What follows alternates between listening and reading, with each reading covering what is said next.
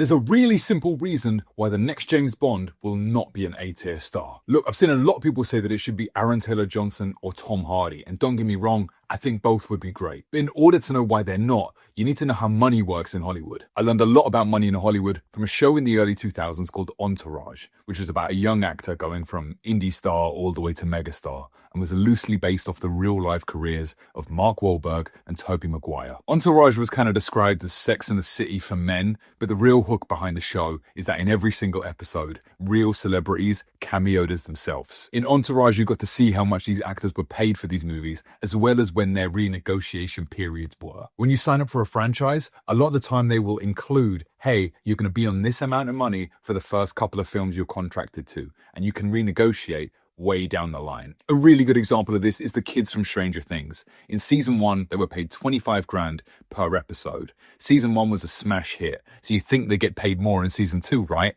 Wrong. It was still part of the contract, so still 25 grand per episode. Season 3, they got to renegotiate, and that's when they got paid 250 grand per episode. Another cool example of that is Zendaya in the Spider-Man movies. 300 grand for number 1, 300 grand for number 2, $2 million for number 3. So how does this relate to Bond? It's so simple. You take somebody like Tom Hardy, who's a bona fide A-tier star already. Well, for Venom: The Last Dance, he was paid $20 million.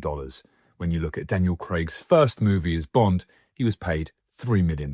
You could take a dachshund, put it in a suit, and call it James Bond, and it will become one of the biggest stars in Hollywood, guaranteed. And Bond knows that it has that throwing power. So if you know that salary is going to go up after movie 3 or 4, why would you turn 20 million into 50 million when you could turn 3 million into 10? So just like James Gunn hiring a relatively unknown for Superman, expect them to pluck somebody out of nowhere for you to go, wait, who's he again?